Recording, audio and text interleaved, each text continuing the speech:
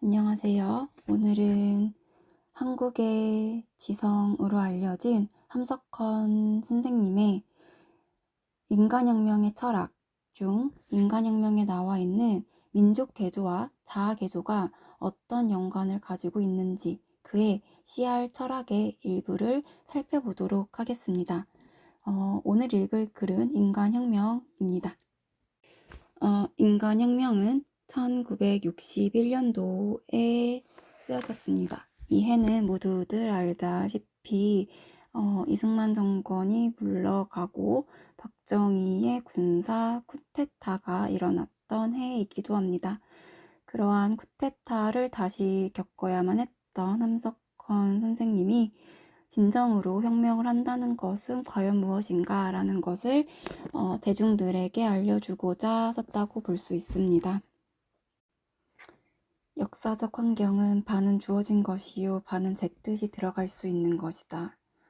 자기네 조상이 이미 지어온 문화유산, 그 전통, 도덕, 종교, 풍속 또는 자기네 주위에 있게 된 다른 민족, 나라, 문화와의 교섭 이런 것은 자기네 뜻에 관계없이 주어진 것이지만 또 인간적인 것이니만큼 그 뜻으로는 변경할 수도 있다.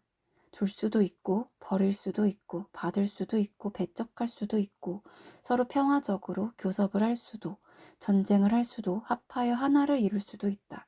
그러므로 그것은 반자유로 반부자유다. 그러므로 사람이 순전히 자유할 수 있는 것은 제 본 바탈의 분야뿐이다. 그러므로 가장 중요한 의미를 가지는 것이 그것이다. 바로 제 본성을 어느 만큼 깊이 알고 있느냐, 어느 만큼 그것을 자제하고 길러가느냐 하는 것에 따라 같은 자연과 역사의 조건 속에 놓여 있으면서도 이러한 운명을 가질 수 있고 저러한 운명을 가질 수 있다. 그러므로 모든 것은 제 본성을 어느 만큼 스스로 다스리고 키워가느냐 하는 데 달렸다. 여기서 자연 민족성의 개조는 자아 개조로 들어가는 수밖에 없다. 그 이유를 설명하면 첫째, 생각하는 것은 단체가 아니다. 개체이기 때문이다. 군중에는 군중 심리가 따로 있고 단체에는 단체 의식이 따로 있는 것은 사실이다. 하지만 직접 생각하는 작용은 어쩔 수 없이 개인이 하지 단체가 직접은 하지 못한다.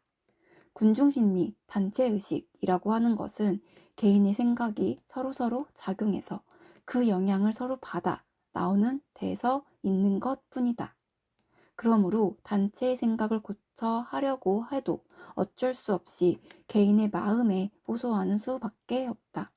우리는 어떤 문화적인 활동을 하는 때에 있어서도 사람의 지식, 기술, 성격 모든 것이 오직 정신이라는 가느다란 한 길을 통해서만 전해지는 다는 것을 잊을 수 없어.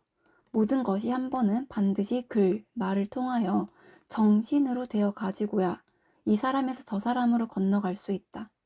그러므로 인간이 개체적으로 존재하는 한, 생각하는 힘이 개인의 뇌세포에 있는 한, 어떤 민족, 세계적인 개인의 반성하는, 민족적인 것은 개인의 반성하는 힘에서 기다릴 수밖에 없어.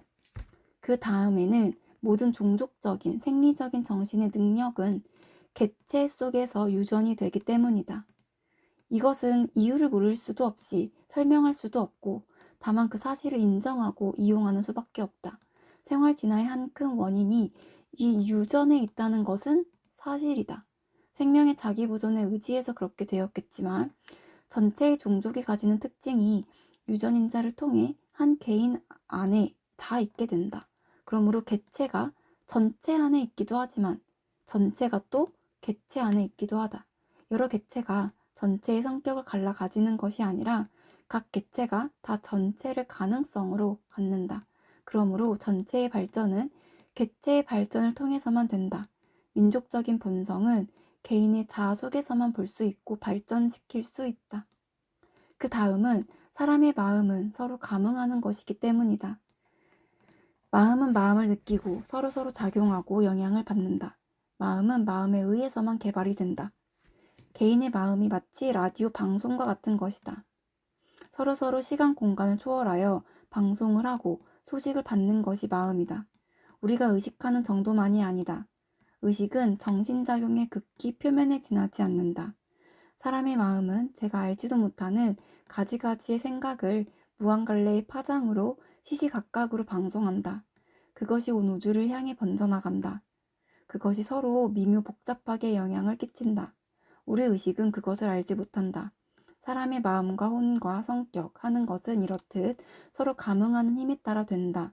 그 하는 능력은 각 사람의 정신 수양의 정도에 따라서 가지가지다.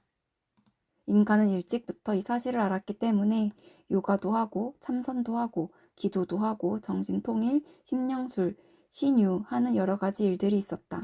그 다음에는 과학적으로도 설명이 되는 때가 오겠지만 지금의 과학으로는 정신에 서로 감응하는 길을 알 수 없다.